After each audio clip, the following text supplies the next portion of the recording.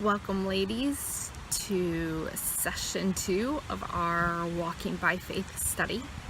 In session 1, we touched on Hebrews 10:32 through 39. Then we got started on Hebrews, going through verses 1 through 7. Session 2 is going to be a little bit different. For the next 6 weeks, each teacher will be focused on the very same verses in Hebrews 11 and then dig into Genesis to learn more about Abraham and Sarah. I'm calling this lesson Crazy Faith. By faith, Abraham, when called to go to a place he would later receive as his inheritance, obeyed and went, even though he did not know where he was going. By faith, he made his home in the promised land like a stranger in a foreign country. He lived in tents, as did Isaac and Jacob, who were heirs with him for the same promise. For he was looking forward to the city with foundations, whose architect and builder is God. By faith, Abraham, even though he was past age and Sarah herself was barren, was enabled to become a father because he considered him faithful who had made the promise. And so, from this one man, and he as good as dead, came descendants as numerous as the stars in the sky, and as countless as the sand on the seashore. All these people were still living by faith when they died. They did not receive the things promised. They only saw and welcomed them from a distance. And they admitted that they were aliens and strangers on the earth. People who say such things show that they are looking for a country of their own. If they had been thinking of the country they had left, they would have had opportunity to return. Instead, they were longing for a better country, a heavenly one. Therefore, God is not ashamed to be called their God, for he prepares a city for them. That's Hebrews 11:8 through 16 in the NIV. Look again at Hebrews 11:8, this time in the NASB, which is the New American Standard Bible. By faith, Abraham, when he was called, obeyed by going out to a place which he was to receive for an inheritance. And he went out not knowing where he was going. That right there is some serious, crazy faith. As a child, I heard the story of Abraham told often. It usually went something like this. God told Abraham to go, and he went. He didn't ask questions. He didn't hesitate. He just packed up and left everything he knew and went. This is how we should obey God. When God says jump, we shouldn't ask how high. We should just jump. I truly have aspired to have this type of faith. When God says to go, I go. Kind of like the Chris Tomlin song, I will follow. Where you go, I'll go. Where you stay, I'll stay. When you move, I'll move. I will follow you. I want that kind of faith. No fighting, no arguing, just wholly and truly trusting God in my life. This kind of makes me think of 3 different crazy faith stories. Have you heard or watched the hairbrush story that Beth Moore shares when God moved on her heart to brush an old man's hair at the airport? Or the one that Lisa Turkers, she shares from her book, What Happens When Women Say Yes to God? Again, the scene is in the airport. You might want to be careful while in the airport. God may call you to do something crazy. God laid on her heart to give a Bible to the man next to her on the plane, but not just any Bible, but her personal Bible. You know, the one that has all the underlining, highlighting, notes, pictures even from her kids. Yes, her personal Bible God told her to give. The third story is my own story. If you haven't heard it, I will post it in the comments of this lesson, along with Beth's and Lisa's. God told me to help a young mom by carrying her daughter so that this young, tired mom could get some shopping done without the weight of her sleeping 2-year-old. Yeah, these stories are about some super crazy faith, listening to God's call and moving to be his hands, feet, and above all, his love. It's super crazy faith. If at this point you have not read or listened to these stories, I want to encourage you to do so now, because I'm going to give a spoiler alert and you kind of need those references to really get it.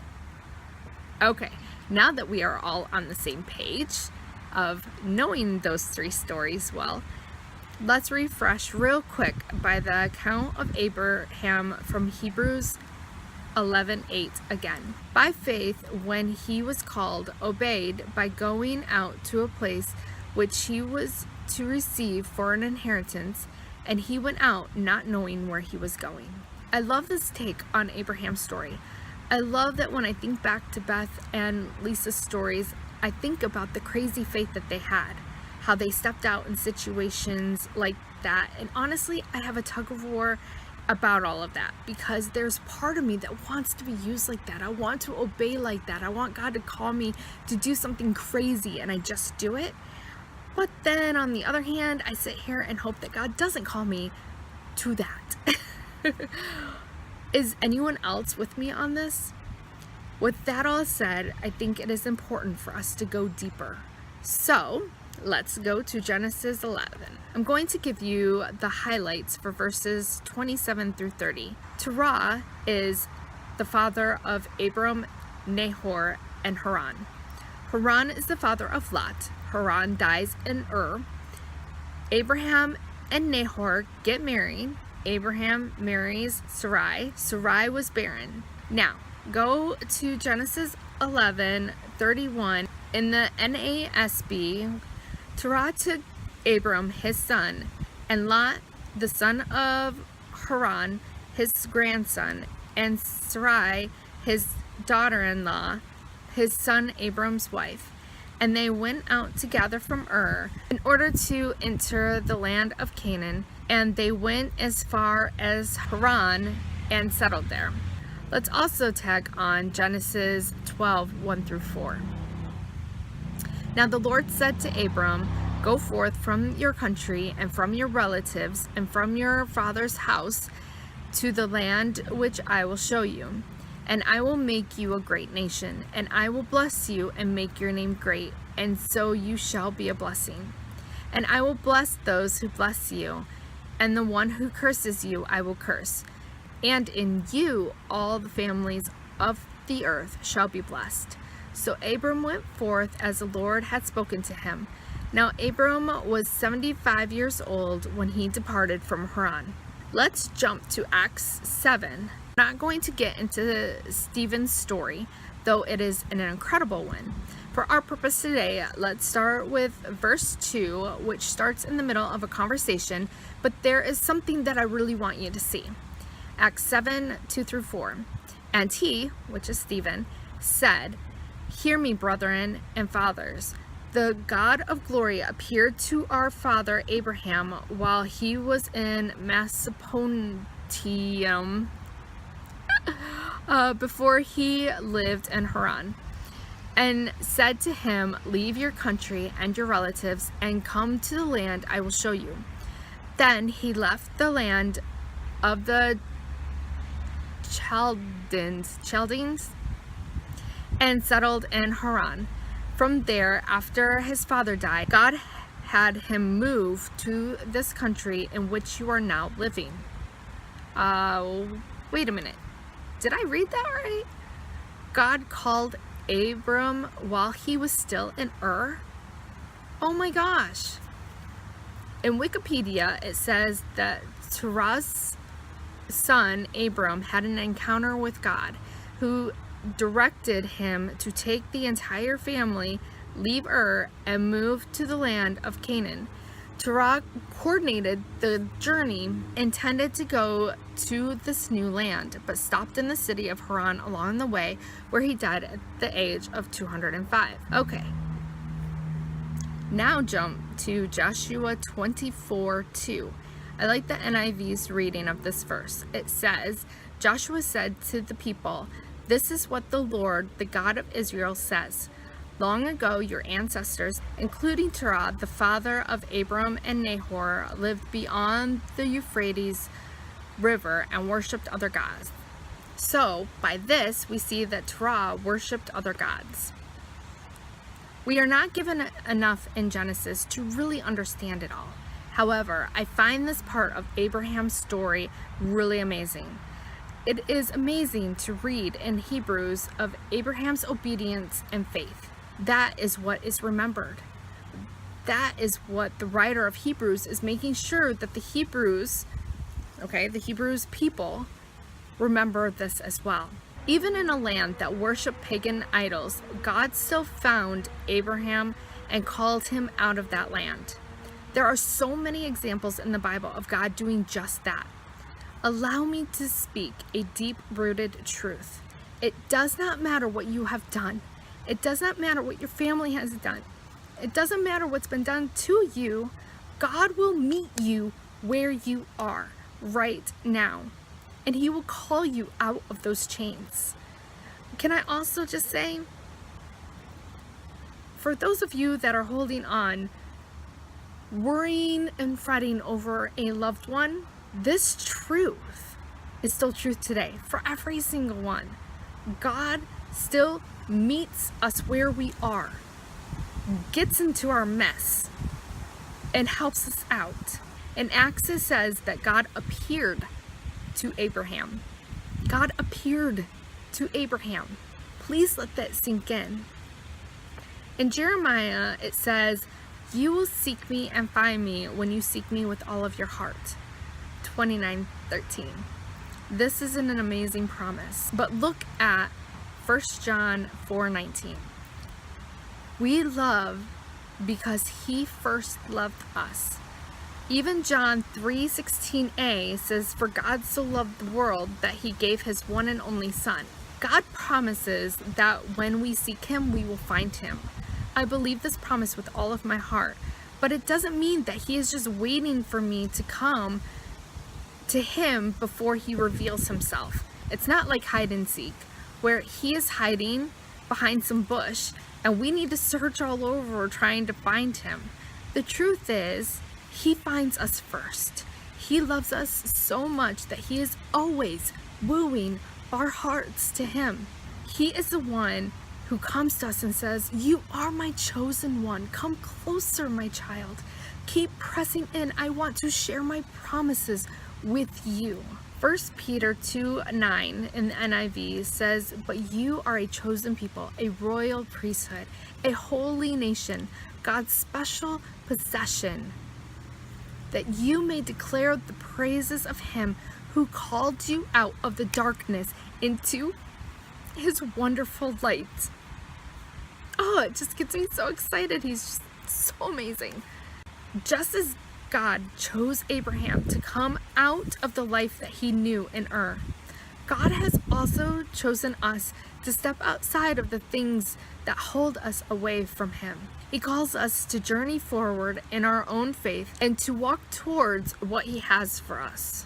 We aren't really given any details of Abram's relationship with God before the call in the Bible. In Jewish tradition, Terah was a wicked, adulterous priest who manufactured idols. Abram was against the idol worship. Apparently, again in Jewish tradition, they believed that Terah had Abram thrown into the fiery furnace, yet miraculously he escaped, and because of this miracle, Terah repented. And so it was Terah who is identified as the person who arranged and led the family to embark on this journey to Canaan, which would give reason to why Genesis 11:31 says that it was Terah who took Abram, Sarai, and Lot on the journey towards Canaan. However, the Bible just does not tell us why Terah was the one who started the journey. Back to what I was saying, the Bible just doesn't tell us about Abram's relationship with God before God appeared to him. Truthfully, it must not be that important for us to know. What is important is that we know that Joshua states that Terah as somebody who worshipped other gods. And in Acts, Stephen tells us that God appeared to Abram while he was still in Ur. It didn't matter that Abram was living in a pagan land or that his father worshipped other gods. God came to Abram right where he was. This brings me to tears. Our God is such a personal God. He meets us right where we are at. From the Bible, specifically Acts, we know that Abram got the call while he was in Ur. We don't know the time frame. We don't know how immediate Abraham's obedience was. Again, isn't it interesting that Genesis 11:31 says that Terah was the one to take them out of Ur? Oh, how I wish the Bible said more about things like this. But that's what I love about the Bible. It leaves you hungry to want to know more. Did Abraham drag his feet? Was he reluctant? It says that they settled in Haran. Again, we don't know why. Was Terah sick? And that was as far as he could go? The spoiler alert that I spoke of before about the 3 stories that you read about or watched, right? When I think back to both Beth's and Lisa's story, and truly even Abraham's story, I think about the immense faith. That's what first comes to mind. However, looking at each one, God called each one to do something very uncomfortable. For me, it was painful to be bold enough to offer to carry a stranger's baby so that she could get her shopping done. I was so embarrassed by my appearance. I tried to swat God's call away. Lisa says, all of a sudden I felt God tugging at my heart to give this man my Bible. Now, this is not just any Bible. This was my everyday, highlighted, underlined, written in, tear-stained Bible. My kids had even drawn pictures in this Bible. I started to argue with God in my head. And Beth? She says, I immediately began to resist because I could feel God working on my spirit, and I started arguing with God in my mind. Oh no, God, please no. And for Abraham, we can only speculate what happened between the lines. Do you know what is super awesome about our God? He just doesn't care about what is between the lines. He doesn't care. He cares about the outcome. That's it. Sometimes it is so easy for us to see the mountains of the times that we fail God's call. We focus on the times we pushed His hand away. We can easily see ourselves as failures. We look too long and hard at our fear and see that as giving up. I know that going through this study is so important for me, if not for anyone else, because I need to read about each of these heroes of faith and read about the journey each hero took towards finding faith and trusting in God. Hebrews 11 is a shining light on all of them. Almost so amazing that they seem untouchable. But I am excited that we are going to dig deeper. We are going to go further. We are going to watch these men and women fail, fall down, and doubt. But we will also watch them not give up, to get back up, and to keep walking towards God's truth. I pray that through this, we too will find the courage to keep getting back up, dust off the failure, and keep walking where God is leading. Let's pray. Lord, I thank you so much for your word. I thank you so much that you give us such amazing examples of, yes, failure. You make sure we know about that too. But I thank you so much that it's not the failure that counts. It's the times that we stand back up and say, I still trust you, God. I want to trust you. Even the times when we say, I have absolutely no idea how to trust you, but I want to. God, I know that you honor those things. I ask, God, that you continue to help us all grow in learning how to trust you better. Amen. You won't always have homework in this group, but I would love it if you would take some time this week to read Genesis chapter 12.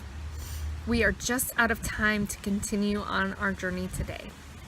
Read about Abraham's journey to Canaan, the times the Lord appeared to Abram. Make note of the special moments when God repeated or added to his covenant with Abram. You will also end your reading with Abram and Sarai going to Egypt and how they didn't exactly trust God with a certain situation. Abraham was still learning how to do this walk of faith, and so are we.